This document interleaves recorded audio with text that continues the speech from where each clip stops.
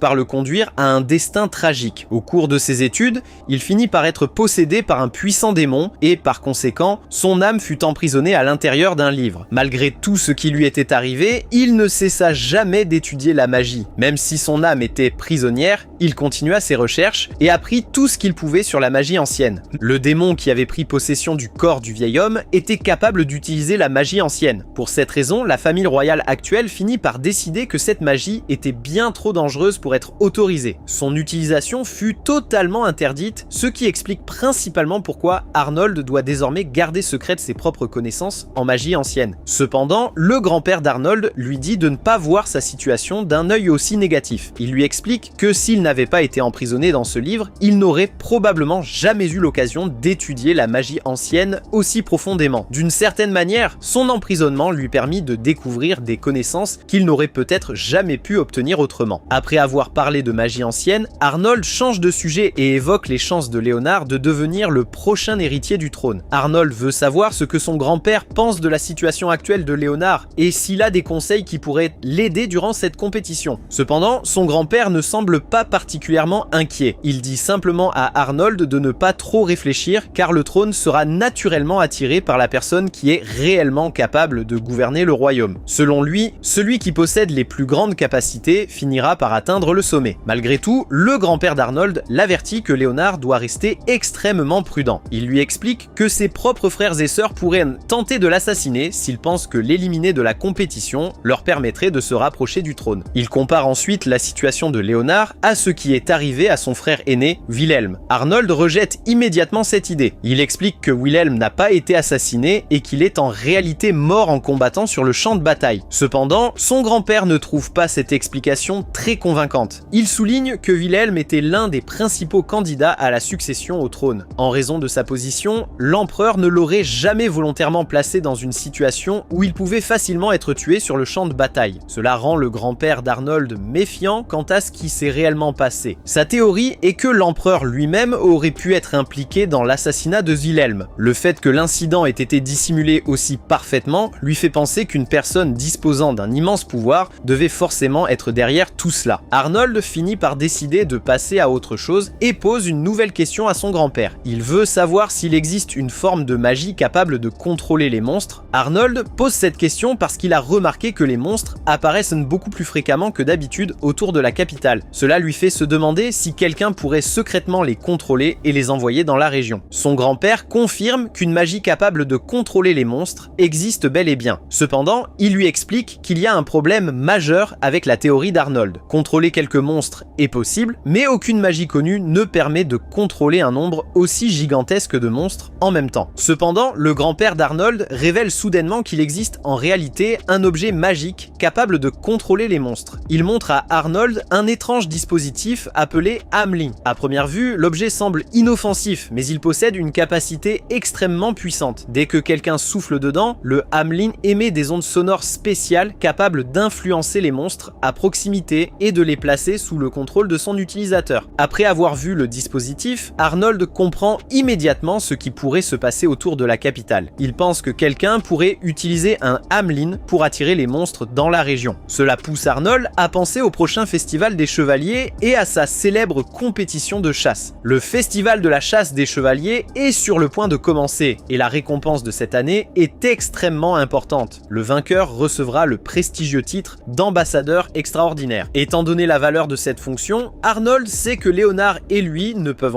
pas se permettre de perdre cette compétition. S'ils veulent que Léonard ait une véritable chance d'hériter du trône, ils n'ont pas d'autre choix que de gagner. Cependant, Arnold doit désormais faire face à un problème bien plus important. Si quelqu'un utilise un Hamelin pour contrôler et attirer les monstres, alors Arnold doit trouver un moyen de l'arrêter avant le début du festival. Il demande à son grand-père ce qu'il faudrait faire pour empêcher le Hamelin d'affecter les monstres. Son grand-père lui explique que le seul moyen de l'arrêter est de détruire l'appareil lui-même. Tant que le Hamelin restera intact, il continuera d'émettre des ondes sonores capables d'influencer les monstres et de les attirer vers la région. Cela pousse Arnold à réfléchir à quelque chose d'étrange. Lui et son grand-père se souviennent que les monstres avaient déjà commencé à apparaître autour de la capitale bien avant même l'annonce du festival des chevaliers. Cela signifie que l'apparition soudaine des monstres ne pouvait pas avoir été causée uniquement par le festival. Arnold comprend que quelqu'un devait préparer quelque chose avec ces monstres bien avant que quiconque ne soit au courant de la compétition. L'empereur, en particulier, avait peut-être une autre raison d'attirer autant de monstres vers la capitale. Le festival pourrait simplement servir d'excuse pratique pour le véritable plan qu'il a en tête. Avec toutes ces pensées qui se bousculent dans son esprit, Arnold finit par quitter son grand-père et reprend son chemin à travers les couloirs. Cependant, alors qu'il marche, Arnold ressent soudain quelque chose d'inhabituel. Il comprend que quelqu'un le suit secrètement. Au lieu de continuer à avancer, Arnold s'arrête au milieu du couloir. Il se retourne et dit calmement à la personne cachée derrière lui de sortir et de révéler son identité. Un mercenaire finit par sortir de l'ombre, il sort immédiatement un couteau, rendant ses intentions parfaitement claires. Cependant, l'homme explique rapidement qu'il n'a aucune intention de tuer Arnold. Son objectif est bien plus simple, il a été engagé pour s'assurer qu'Arnold ne participe pas au prochain festival des chevaliers. L'homme semble convaincu qu'arrêter un prince prétendument faible comme Arnold ne devrait pas être difficile. Après tout le monde connaît Arnold sous le surnom de prince insipide, quelqu'un que l'on croit presque totalement dépourvu de talent ou de capacité, mais dès que le mercenaire tente de passer à l'action, Arnold Arnold le prend complètement au dépourvu. Sans même fournir le moindre effort, Arnold active sa magie et crée une puissante barrière autour du mercenaire. La barrière l'emprisonne instantanément sur place, l'empêchant de bouger ou de s'échapper. L'homme est totalement stupéfait, il ne s'attendait absolument pas à ce qu'Arnold possède un tel pouvoir. À cet instant, le bandit comprend que l'homme que tout le monde appelle le prince insipide n'est peut-être pas aussi insipide qu'il le pense. Le bandit, comprenant qu'Arnold l'a démasqué, appelle soudainement le reste de ses compagnons et leur ordonne d'attaquer. Cependant, avant qu'il puisse faire quoi que ce soit, Sébas entre brusquement dans la pièce. Il informe calmement Arnold qu'il n'a aucune raison de s'inquiéter, car il s'est déjà occupé des autres bandits. Une fois le reste du groupe vaincu, Arnold reporte son attention sur le mercenaire qui se tient devant lui. Il décide d'utiliser sur lui un sort de torture mentale, forçant l'homme à révéler la vérité sur la personne qu'il a envoyée. Sous l'effet du sort, le mercenaire finit par avouer que c'est Zandra qui l'a engagé pour empêcher Arnold de participer au festival des chevaliers. Arnold n'est pas ravi d'apprendre que Zandra était derrière cette attaque. Le fait qu'elles aient été prêtes à le faire assassiner lui fait comprendre qu'elle est clairement une ennemie dangereuse. Cependant, le moment choisi pour l'attaque pousse également Arnold à se demander si Zandra est réellement responsable des mystérieuses attaques de monstres qui se produisent autour de la capitale. Après tout, si Zandra vient tout juste d'essayer de faire tuer Arnold, il semble peu probable qu'elle contrôle également les monstres en secret. Arnold commence à penser que quelqu'un d'autre doit être derrière ces événements étranges. D'après tout ce qu'il a appris jusqu'à présent, il pense que le véritable coupable pourrait être Gordon ou Eric. Avec cette idée en tête, Arnold s'éloigne et demande à Sébas d'emmener l'assassin capturé et de l'enfermer dans un endroit sécurisé. Cependant, alors qu'Arnold est sur le point de partir, Sébas lui annonce que le lieu du prochain festival des chevaliers vient enfin d'être révélé. Cette année, l'événement se déroulera à Kiel, une région située dans la partie orientale de l'Empire. Cette nouvelle signifie qu'Arnold et les autres savent désormais exactement où ils devront se rendre pour la compétition. Le festival n'étant plus qu'à un jour, les habitants de Kiel sont déjà extrêmement enthousiastes. La ville entière est remplie de personnes impatientes d'assister à l'événement et tout le monde attend avec excitation l'arrivée du lendemain. Pendant ce temps, Arnold décide d'offrir un cadeau spécial à Finn avant le début du festival. Il lui donne une paire de lunettes magiques qui l'aideront à dissimuler sa véritable identité. Lorsqu'elle les portera, les autres ne pourront pas facilement reconnaître qui elle est réellement, ce qui lui permettra de se déplacer sans attirer une attention indésirable. Plus tard, Arnold et Finn passent un peu de temps à explorer la ville ensemble. Cependant, ils finissent par visiter presque toutes les pâtisseries qu'ils trouvent et goûter toutes sortes de gâteaux. Au bout d'un moment, ils se retrouvent tous les deux assis avec l'estomac complètement rempli. Finn, cependant, n'est pas vraiment satisfaite de la situation. Même si elle est déjà rassasiée, elle veut encore visiter d'autres pâtisseries et goûter encore plus de desserts. Arnold lui fait remarquer qu'elle ne peut absolument pas continuer à manger alors qu'elle est déjà aussi pleine. À la place, il lui suggère d'aller se promener dans la ville pour qu'elle puisse bouger un peu et avec un peu de chance, retrouver de l'appétit. Mais pendant leur promenade, Arnold et Finn aperçoivent soudainement quelqu'un qu'ils connaissent. Il s'agit de Léonard. Arnold se souvient que Léonard se trouve actuellement à Kiel pour une mission officielle avec les chevaliers. Alors que Léonard s'approche d'eux, les habitants à proximité commencent immédiatement à comparer les deux frères. Malheureusement pour Arnold, les comparaisons ne sont pas vraiment flatteuses. Les habitants commencent à dire que Léonard est bien plus beau et qu'il a l'air beaucoup plus fort qu'Arnold. Celui-ci ne prête pas beaucoup d'attention à leurs remarques et demande simplement à Léonard ce qu'il fait en ville. Léonard explique que plusieurs vols ont récemment eu lieu dans toute la ville. Pour cette raison, il a été envoyé sur place afin d'enquêter sur la situation et de découvrir qui en est responsable. Le festival des chevaliers n'étant plus qu'à un jour, Arnold comprend qu'il se passe peut-être bien plus de choses à Kiel que la simple préparation de la compétition. Alors qu'Arnold et Léonard poursuivent leur conversation, un groupe de rongeurs blancs se faufile soudainement sous les robes des filles, provoquant une certaine agitation. Une fois le tumulte retombé, Léonard les identifie comme des blettes. Arnold explique alors qu'il ne s'agit pas de rats ordinaires et que la personne responsable des vols les utilise comme outils pour dérober des objets.